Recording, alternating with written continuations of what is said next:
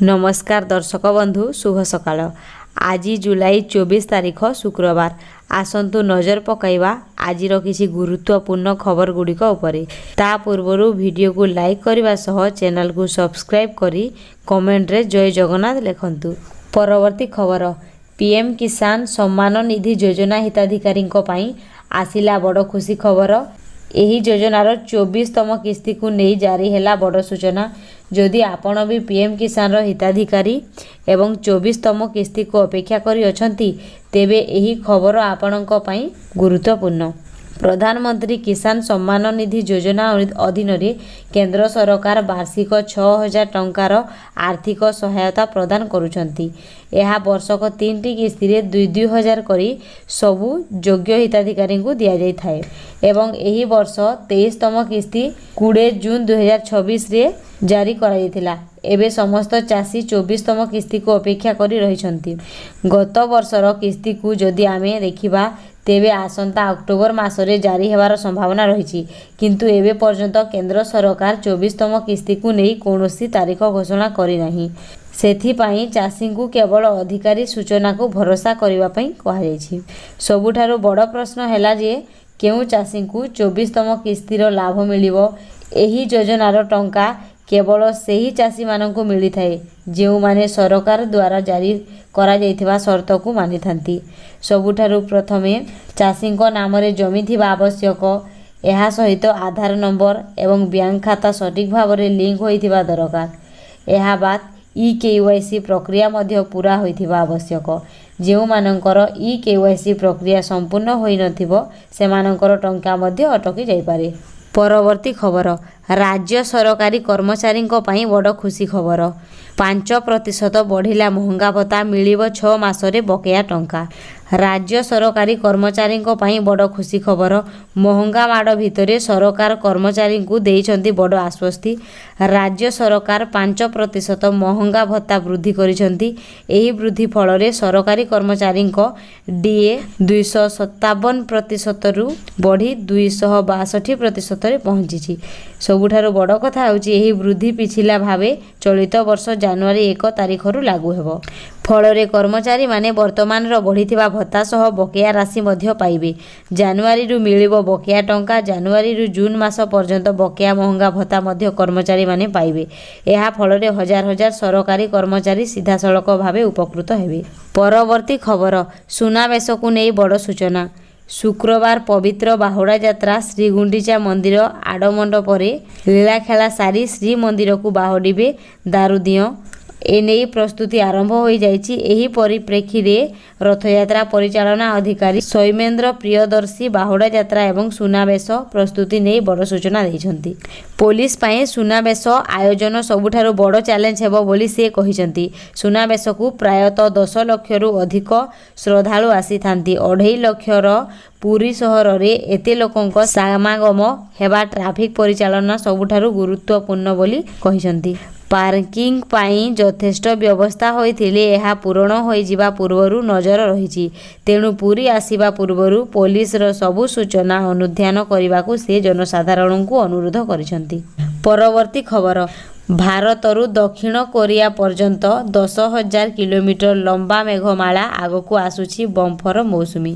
Asia महादेश उपरे एक विरल तथा आश्चर्यजनक पाणीपाग प्रक्रिया देखिबाकू मिलिछि।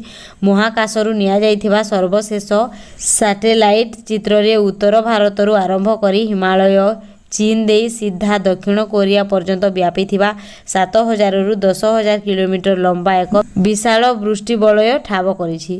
पाणीपाग विज्ञानी मतरे 2026 मसीहा दक्षिण पश्चिम मौसुमी वायुर यह सबुठारु सक्रिय पर्याय। एही विशाल मेघमाला देश में बम्फर वर्षा कराइबार परिवेश सृष्टि करिछि, जहाँ भारतीय कृषि क्षेत्र पई एक शुभ संकेत। पाणीपाग विशेषज्ञों भाषा रे एही विशाल मेघमाला को मौसुमी कन्भर्जेंस जोन बोली कहा जाउछि। भारत सागर रु आसुथिबा जलीय बाष्प पूर्ण पवन एशियार विभिन्न पाणीपाग सिस्टम सह मिसिबा फल रे एही अविरत मेघर कॉरिडोर सृष्टि होइछि। परवर्ती खबर पेट्रोल परे खाइबा तेल महंगा। पेट्रोल डीजेल दर वृद्धि जोगु पूर्वरु ही साधारण लोके चिंतारे थिले। एबे रोषेई घरर अन्यान्य सामग्रीर दाम मध्य आकाश छुआ हेबाकु लागिछि। प्रथमे क्षीर परे पनीपरिबा एवं एबे खाइबा तेलर दाम मध्य बढ़ी जाइछि। एथिरे सोरिष तेल, चिनाबादाम तेल, तिल तेल, कंचा पाम ऑयल और बिनोल तेल सामिल रहिछि। एहार प्रभावरे पुणी थरे गृहिणी मानक रोषेई घरर बजेट बिगिड़ी जिबार आशंका रहिछि। दैनंदिन खर्च बढ़िबा जोगु साधारण परिवार उपरे अधिक आर्थिक चाप पड़ी पारे। खाइबा तेल प्राय प्रत्येक घर, होटेल और रेस्टोरेंट रे बहुल भावे व्यवहार होइथाए। विशेष करी पर्वपर्वाणी समय रे एहार चाहिदा बहुत बढ़ी जाए। एभली परिस्थिति रे गत एक मास हेबो खाइबा तेलर दाम रे बेस वृद्धि देखा जाउछि। परवर्ती खबर, बंद होई पारे राज्यर 15टी बीईडी कॉलेज। शिक्षा व्यवस्था रे सामना को आसीछि बड़ धरणर नियुक्ति दुर्नीति। बंद होई पारे राज्यर 15टी बीईडी कॉलेज। जातीय शिक्षक शिक्षा परिषद एनसीईटी रो नियमानुसार अध्यापक हेबा पई गोटे विषय स्नातकोत्तर सह एमईडी डिग्री बाध्यतामूलक।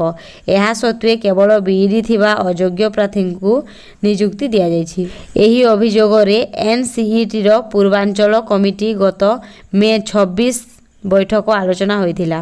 परे गत 14 और 15 तारिख रे भुवनेश्वर नलिनी देवी कॉलेज, कटक राधानाथ और हिंदी ट्रेनिंग, ब्रह्मपुर दिवाकर पटनायक, संबलपुर डॉक्टर परशुराम मिश्र समेत आनंदपुर, बलांगीर, भवानीपाटना, बालेश्वर, कलिंगा, भंजनगर, राउरकेला, फुलबाणी और अनुगुल समुदाय 15टी बीईडी कॉलेज को कारण दर्शाओ नोटिस जारी करिछि।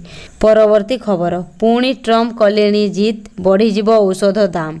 अमेरिका राष्ट्रपति डोनाल्ड ट्रम्प पुणी निजकु शक्तिशाली देखाइबाकू मनमानी करिसंती। विश्व वाणिज्य को दोहलाई देउथिबा ट्रम्प एबे स्वास्थ्य सेवा उपरे आखि पकाउछंती। सूचना अनुसार ट्रम्प अमेरिका को आमदानी करुथुबा जेनेरिक औषध उपरे पर्याय क्रमे 200% पर्यंत टारिफ लगाइबाकू जाउछंती। आउ ए खबर अंतर्जातीय फार्मा कंपानी गुड़िक चिंता बढ़ाइबा सह कोटी कोटी साधारण रोगीक मनरे मध्य भय सृष्टि करिछि। परवर्ती खबर, पेपर लीक घटना रे मोदी कले बड़ घोषणा, जातीय राजनीति रे चहल। प्रधानमंत्री मोदी प्रश्नपत्र लीक मामला को नहीं सृष्टि होइथिबा विवाद रो समाधान पई एक बड़ घोषणा करिसंती। से प्रश्नपत्र लीक रो समस्त मामला रे दोषी मानकू यथाशीघ्र कठोर दंड देवा एवं मामला गुड़िकर शीघ्र निष्पत्ति देवा फास्ट ट्रैक कोर्ट गठन करने को घोषणा करिसंती। एहाकू नहीं संपृक्त विभाग को आवश्यक कार्यानुष्ठान सुनिश्चित करने को निर्देश दिया जाइछि। प्रधानमंत्री मोदी आज एक ट्वीट करी लिखिसंती जे देशर युवपीढ़ी स्वार्थ एवं सेमानक भविष्यत सरकारक सर्वोच्च प्राथमिकता। से ट्वीट रे लिखिसंती जे प्रश्नपत्र लीक रो समस्त मामलार तदंत कराजिबो, दोषी मानकू यथाशीघ्र दंड देवा पई एवं प्रश्नपत्र लीक सह जड़ित समस्त मामलार शीघ्र निष्पत्ति पई फास्ट ट्रैक कोर्ट गठन कराजिबो। परवर्ती खबर, जिम्बाब्वे विपक्ष रे भारत 7 विकेट रे विजयी वैभवंक विस्फोरक अर्धशतक। भारत एवं जिम्बाब्वे मध्य T20 श्रृंखलार प्रथम मैच हरारे स्पोर्ट्स क्लब रे खेला जाइछि।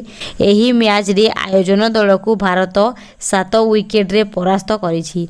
126 रन विजय लक्ष्य नहीं भारत बैटिंग करुथिला। श्रेयस आयरଙ୍କ नेतृत्व रे भारतीय टीम 13.2 ओभर रे 3 विकेट हराई 126 रन करिछि। एही मैच रे विस्मय बालक वैभव सूर्यवंशी विस्फोरक बैटिंग करिसंती।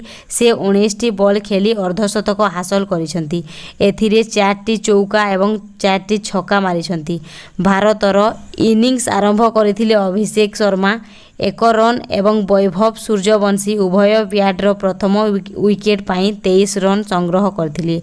भारत निजर स्कोर 68 रन रे द्वितीय विकेट भावे वैभव को हराइथिले।